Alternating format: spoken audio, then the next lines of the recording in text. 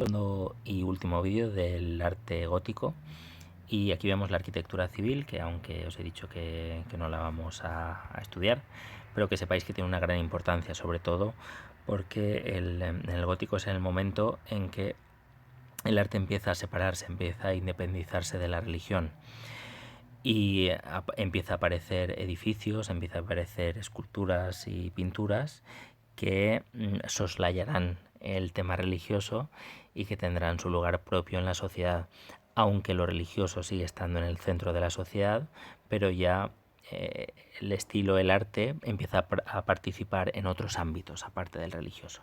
¿Vale? Tanto en el urbanismo, como veis aquí, y en edificios públicos como el ayuntamiento o la lonja, ¿vale? De gran importancia.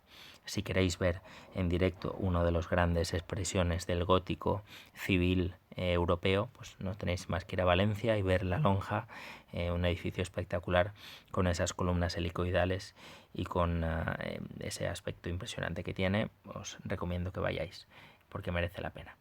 Vamos a ver en esta parte de la explicación la escultura y la pintura, y vamos a ver las características esenciales de una y otra, tanto por lo que respecta a la forma como a la temática, y luego veremos algunos de los máximos representantes, sobre todo en la pintura, de este estilo. Vale, en cuanto a la imagen escultórica. Características generales. En la época del gótico, la escultura inicia un proceso de independencia formal y se libera del marco arquitectónico. La religiosidad de la época gótica explica el incremento de los valores humanos en el tratamiento de los temas religiosos. Se inspirará en la naturaleza y en el hombre. Un incipiente naturalismo idealizado busca la belleza de las formas naturales y las representa con ingenua sencillez. Lo esencial, tanto en la escultura como en la pintura, y es lo que explica todas estas novedades, todas estas características, es que allá donde el románico, su pretensión fundamental era trasladar un mensaje, una narración, ¿vale? Hablarnos de algo, en el gótico, no, además de eso, no va a evitar, evidentemente, hablar y narrarnos episodios y escenas y cosas, pero también lo importante es que nos va a hablar con la representación, con las formas. La forma, la estética empieza a tener gran importancia. ¿Por qué? Porque los artistas y los espectadores se han dado cuenta de que el mensaje transmitido es mucho más fuerte cuando la estética es potente, cuando al ver una obra de arte, por su propia forma, más allá de su temática, más allá de la explicación que viene aparejada a las formas, la propia forma, la propia estética ya nos traslada un mensaje, y nos traslada un mensaje que busca ser de empatía, un mensaje de sufrimiento, o un mensaje de alegría, un mensaje de redención, y todos esos mensajes podrán ser transmitidos a través de los gestos humanos, a través de los paisajes, a través del dolor expresado en un rostro. ¿Vale? La estética como tal empieza a tener gran importancia porque fortalece y da un paso más en el traslado de el mensaje a través de la emoción. Por lo tanto, aquí veis tres características que van a ser fundamentales en la escultura y que nos hablan de esa aproximación a las formas. En primer lugar, mayor dominio del volumen. Se adoptan las proporciones humanas y adquieren un volumen completo. Desaparecen las estilizaciones y deformaciones expresivas. Los ropajes caen formando amplios pliegues voluminosos que crean efectos plásticos. La decoración vegetal es cada vez más realista y carnosa, aunque idealizada. Mayor movimiento. Las figuras no están encerradas en sí mismas, dialogan entre sí y ocupan un espacio propio. Hay un abandono del frontalismo, las figuras tenderán a adoptar posiciones más naturales. Y mayor expresividad, individualización de los rostros con unos primeros retratos un tanto idealistas y esquemáticos. Se quiere despertar en el espectador sentimientos y emociones. Y aquí estas tres cosas, tanto el volumen como el movimiento como la expresividad, lo que buscan es hacer partícipe al espectador de la escena, de la obra de arte, que se sienta próximo a lo que se materializa en la obra. A través del volumen, porque sentimos proximidad por formas que reconocemos, a través del movimiento, porque el mundo está en movimiento, no hay estatismo en el mundo, todo es un continuo mover y evolucionar. Y en la expresividad, ¿por qué? Porque nuestra principal forma de lenguaje es el lenguaje expresivo. y esa expresividad es naturalmente humana. Por eso el románico, si vemos una figura románica, no nos dice nada por su forma. Nos parece distante, nos parece que no es humana como tal. Sin embargo, en el gótico sí, y en el gótico podemos participar de los sentimientos que nos transmite. Cuanto a la temática, la figura de Cristo en la cruz es más humana, no es triunfante como en el románico, y sufre. Tiene la cabeza ladeada, los brazos se despegan de la cruz por el peso del cuerpo moribundo. Lleva corona de espinas, sangre, y los pies se montan uno encima del otro con un solo clavo. Naturalmente siguen representándose escenas evangélicas de su vida. ¿Vale? Cristo se hace humano y por lo tanto se hace humano, ya lo era en el románico evidentemente, pero allá donde el románico se busca primar su carácter divino, en el gótico lo que se buscará sobre todo es resaltar su parte humana, y la parte humana tiene que ver con el sufrimiento, tiene que ver con la redención a través del sufrimiento, y cuanto más sufre Cristo, más sentirá el espectador el sacrificio que ha llevado a cabo para la salvación del mundo. Se hace habitual además la representación del juicio final, con frecuencia en las portadas. Aparece Cristo como juez en el centro, los salvados a su derecha conducidos por ángeles al cielo y los condenados a su izquierda llevados por demonios al infierno. Entre los condenados se representan poderosos, reyes, obispos, damas, ricos. Los escultores dan rienda suelta a su expresividad con gestos de dolor o desesperación y a su imaginación, especialmente en la representación de los demonios.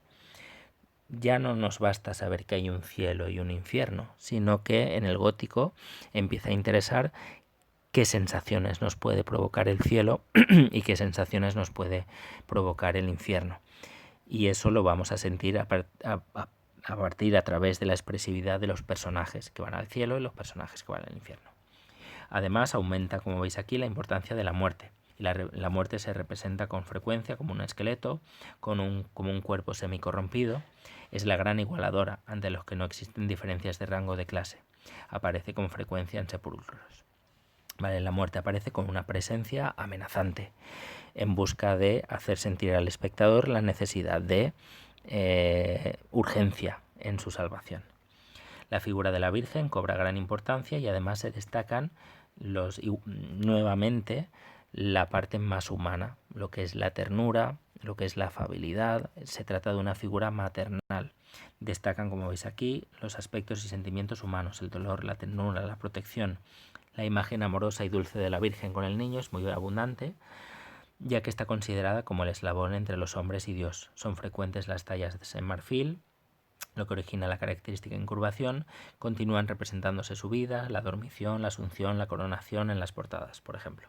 La dormición no es tan habitual. La dormición de la Virgen proviene de un evangelio apócrifo, era muy tratado en el arte bizantino, pero bueno, en algunas ocasiones sí que aparece.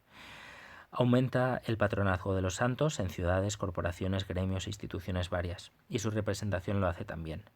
Los santos son considerados abogados y protectores de los hombres y de sus actividades, y aumenta la demanda de sus imágenes y de escenas de su vida, de sus vidas. ¿Vale? Pensad que la ciudad es un organismo en el cual intervienen diversos suborganismos, por así decirlo. Y el centro de ese organismo es la Iglesia, y es la visión religiosa. Aunque, como ya os he dicho, la arquitectura civil empieza a tener más importancia, ya no es única, pero sigue estando en el centro. Y por tanto, familias, corporaciones, gremios, instituciones variadas, lo que harán será dedicar su actividad, ponerse bajo el patronazgo de alguna figura religiosa, de un santo, de una virgen, la educación de una virgen. Pues, por ejemplo, yo que sé, me lo invento, el gremio de zapateros, pues su santo particular va a ser, pues no sé, San Simenón. Pues bueno, pues entonces esos zapateros parte de su dinero lo dedicarán a enriquecer la capilla de ese santo, a hacer una figura, mandar a hacer una figura, a decorar la capilla con pinturas, y el resto de gremios lo mismo, y por lo tanto en la catedral, sobre todo la iglesia, será el centro de esa vida humana, ¿vale? Es el principal centro de sociabilidad de las ciudades en la Edad Media, porque allí convergía todo, y convergían las ansias, los deseos, las súplicas, el sufrimiento, la redención, todo está ahí, y los santos por eso tienen tanta importancia. A veces elementos semiprofanos se introducen en una obra religiosa, los retratos de los donantes o la ambientación de la escena. La naturaleza, aun manteniendo la condición de espejo de lo divino, se representa... Sigo después de una breve interrupción.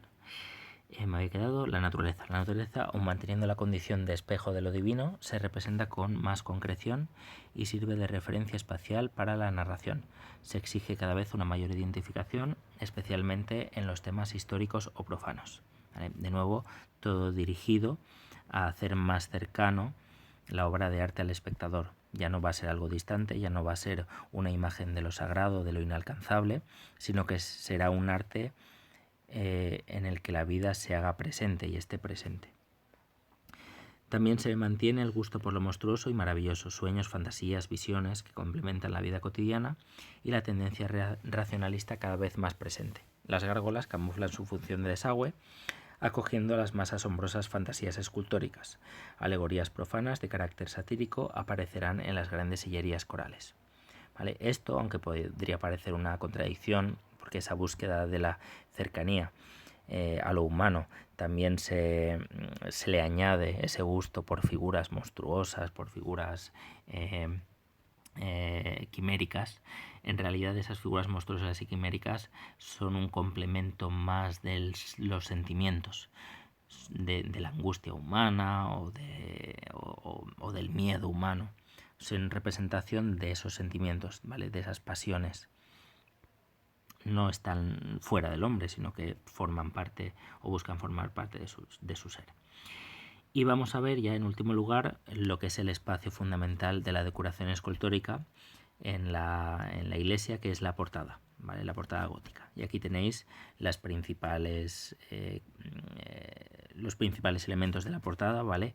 Y si cuando yo os hablo de tímpano, arquivoltas y demás aún no sabéis lo que es el momento de volver a ello y tenerlo claro, ¿vale? Porque son partes muy importantes a la hora de analizar una obra de arte, ¿vale? Si hubiera un análisis de una portada gótica, pues tenéis que saber diferenciar una parte y otra y no referís a estos arquitos de aquí y estas columnitas de aquí. No, cada cosa en la portada tiene su nombre, que son los que aparecen aquí. El tímpano se divide en bandas horizontales para separar las escenas del tema del juicio final de las escenas de los temas de la vida de la Virgen o de la vida de los santos, ¿vale? El tímpano, la parte superior de la portada, de la puerta como tal. Las arquivoltas se decoran con figuras de reyes, profetas, etc., siguiendo la dirección del arco. El parteluz o mainel se coloca una figura destacada entronizada de Cristo o de la Virgen, alguna vez de obispos, haciendo referencia a la fundación del templo, y en las jambas, en los laterales, se decora con personajes variados y personajes además entre los que hay una intercomunicación, hay un diálogo y hay una actitud amable de acercamiento, tanto entre ellos como hacia el espectador. Los zócalos de las portadas llevan relieves, escenas de los meses del año, labores agrícolas, vicios, virtudes, etc. ¿Vale? Esto me lo voy a saltar, ¿vale? Retablos, sepulcros, sillerías corales y las principales obras, bueno, pues lo leéis si queréis, ¿vale? Para que veáis las distintas formas de la escultura. Y vamos a pasar ya a la evolución de la pintura gótica. Durante el gótico, la pintura se independiza progresivamente de la arquitectura y se configura como un medio de expresión autónomo. Esto también pasaba con la escultura, ¿vale? Se desarrollan dos soportes figurativos predominantes, la vidriera y la pintura sobre tabla o retablo. En Italia, debido a la estructura de los templos góticos, se continuará utilizando ampliamente la pintura mural. Esto es así porque en Italia el románico tiene una mayor continuidad, sobre todo en base a la tradición grecolatina, y las formas se mantienen de una forma más conservadora que en el resto de Europa. Allá en el resto de Europa el muro deja de tener una importancia arquitectónica como tal cuando se despoja de su función de sostén del edificio y empieza a servir para el uso de vidrieras, para ventanales.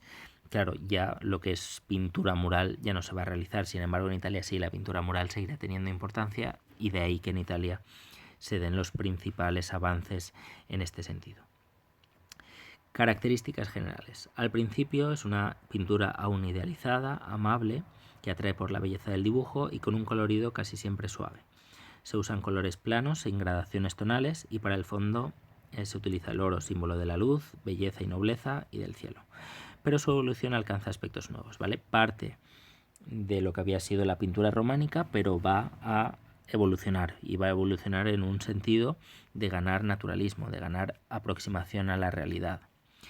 Primero, preocupación por representar la profundidad, ¿vale? Se representan escenas en un espacio real, hay una búsqueda de la tridimensionalidad, la tercera dimensión empieza a aparecer en la pintura de una forma ya evidente. Estudio anatómico de las figuras, empiezan a poseer volumen, actitudes reales y sentimientos. La luz va a cobrar especial importancia en los efectos de claroscuro que permiten representar el volumen. El reflejo de la realidad, ¿vale? Que se va a alejar de ese espíritu simbólico lejano del románico. Y esta conquista se hace en dos ámbitos, Italia y los Países Bajos, que son los que vamos a ver en particular, desde dos tradiciones culturales distintas y con resultados comparables, pero distintos, como veremos. La técnica más utilizada es el temple, aunque empieza a utilizarse el óleo, y el fresco se utiliza, sobre todo en el primer gótico, y en Italia se mantiene con más extensión. Y la temática, ¿vale? es la misma que la escultura, así que acudid a ella para verlo, los temas fundamentales. Esto me lo salto, y esto también, ¿vale? El gótico es un... Esto no me lo voy a saltar porque está Giotto. El gótico es un estilo europeo también que aparece en todo el continente. Sin embargo, tiene muchísima variedad, ¿vale? Y no es lo mismo el gótico español que el gótico alemán, que el gótico escandinavo. Se distingue mucho, ¿vale? Pero los elementos esenciales generalmente están ahí. En cuanto a Giotto, ¿vale? Giotto muy importante. Representa la escuela florentina, discípulo de Cimabue, supone la ruptura con la tradición. Parte de la tradición, pero sus avances son tan importantes que ya podemos hablar de una ruptura. Parte no de una imagen ideal de la realidad, sino de la imagen óptica que de ella poseemos. Quiere conceder existencia real a las cosas y para ello crea un espacio arquitectónico o paisajístico que sea convincente, donde puedan actuar los personajes. Simula la tercera dimensión, aunque con aspecto de decorado escenográfico. ¿Vale? Podemos decir que más que representar la verdad, porque es imposible representarla y siempre es un decorado, ¿vale? Siempre es una ficción, pero la obra de arte y la pintura gana en verosimilitud, es decir, gana en apariencia de realidad y sobre todo en esa búsqueda de hacer que el espectador sea parte fundamental y se sienta parte fundamental de la obra, de lo que se representa en la obra. No va a haber lejanía, sino cercanía, sino una gran proximidad entre el mundo de la obra y el mundo del espectador. Representa el volumen por medio del sombreado, rompiendo con la tradición bizantina. Sus figuras son monumentales, simplificadas para que nada obstaculice la sensación de volumen. Quiere mostrar vivos a sus personajes y para ello busca expresar sus sentimientos por medio de gestos, actitudes, expresiones, etc. Aunque sus personajes no son retratos o personas concretas, abandona la tendencia idealizadora del gótico europeo. Vale, muy bien. Y pasamos finalmente a la pintura flamenca, vale, muy importante, y veremos pues sus principales autores y características. A principios del siglo XV, Flandes es uno de los principales centros pictóricos y ejerce gran influencia en toda Europa, incluso más que el nuevo arte que se está gestando en Italia. Ha quedado unificado bajo los duques de Borgoña, famosos por el lujo, el refinamiento y el ceremonial de su corte. Al mismo tiempo, una gran actividad comercial generó una burguesía sólidamente instalada en sus ciudades. Estos dos hechos marcan la personalidad de la pintura flamenca. Por una parte está el lujo y el colorido de la corte de Borgoña y por otra parte está la influencia de la burguesía. La influencia de la burguesía es importantísima y es excepcional y es, yo creo, la gran ruptura que va a anunciar ya el Renacimiento y los estilos posteriores. ¿Por qué? Porque la burguesía, dicho de una forma un poco vasta, en la burguesía siempre hay postureo. La burguesía siempre está tratando de aparentar más de lo que es, o al menos tratar de alcanzar a través de su expresión exterior lo que ella piensa que es decir, la burguesía tiene mucho poder económico y ahora lo que está reclamando y lo que va a reclamar y conseguirá finalmente a finales del siglo XVIII será tener poder político, verdadero poder. Y esa búsqueda de impactar, esa búsqueda de realzar su poder, ese postureo máximo es lo que va a provocar las grandes rupturas, las grandes características de un nuevo estilo de arte, ¿vale? Donde la realidad, donde la representación de los detalles, donde las innovaciones van a tener una gran importancia y la habilidad del artista va a quedar fielmente y ricamente recompensada. Es decir, se va a premiar a los artistas por destacar y por estar al servicio de esa burguesía con poder económico, ¿vale? La clientela burguesa, como pone aquí, que exige una gran calidad de ejecución y una minuciosidad que singularice cada elemento representado. Características. Primero, el realismo. Se representa cada detalle lo más fielmente posible. Ropa, rasgos del rostro, objetos y hasta el mismo cabello. Se atiende además a gestos y actitudes. Gusto por el detalle. Se representan los objetos con los mínimos detalles. Arrugas, pelos, flores, joyas. Y también representación de los efectos de la luz que ilumina estos objetos. Y la materia de estos objetos, las texturas, lo mate, lo brillante.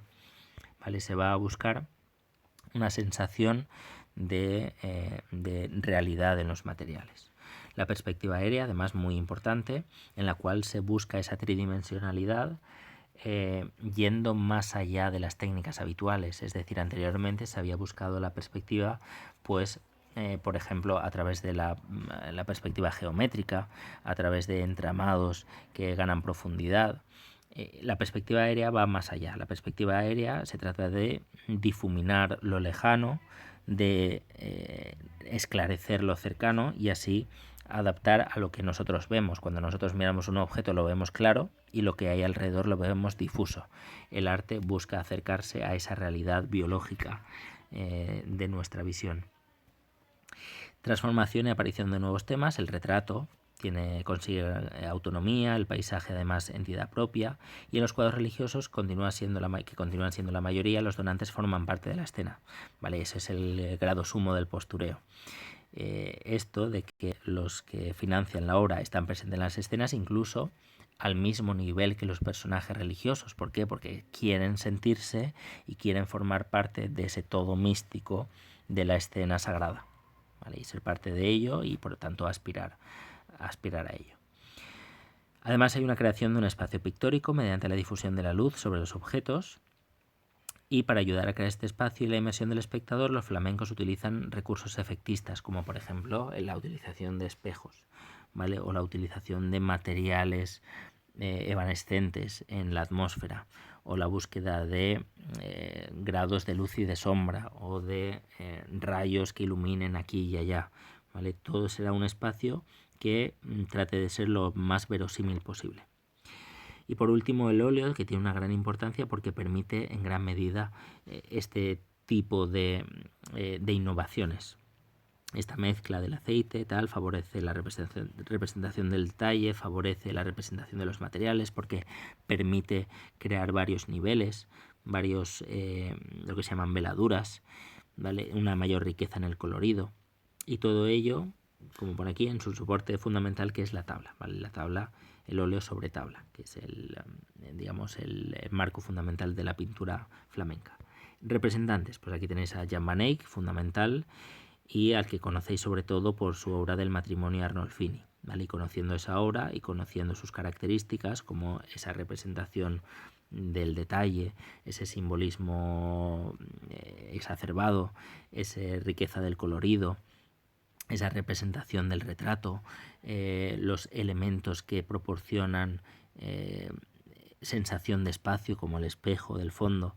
Todo eso es un compendio de las características de la pintura flamenca y debéis tenerlo muy en cuenta.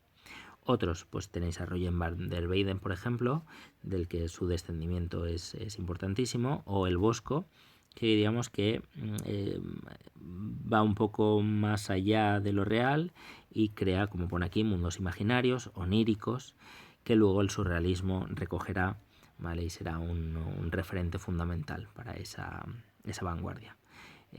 Sobre todo pues el Jardín de las Delicias, el tríptico del Jardín de las Delicias. Y ya está. Y aquí, bueno, la vidriera pues lo leéis, ¿vale? Porque tiene gran importancia, pero bueno, como tiene más que ver con la habilidad, con la ornamentación que con el arte en sí, pues lo dejamos un poco.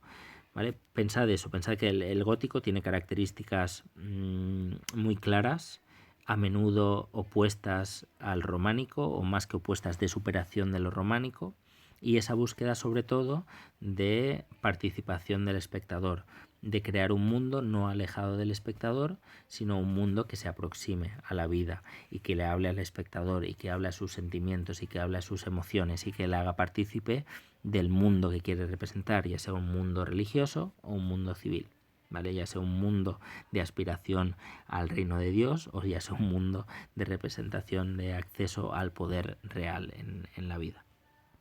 En el próximo tema, y como evolución de este arte gótico y de esta búsqueda de participación del arte en el mundo real, pues veremos el arte renacentista. Así que me despido ya en este vídeo y cualquier duda pues me lo preguntáis en los comentarios. Hasta pronto.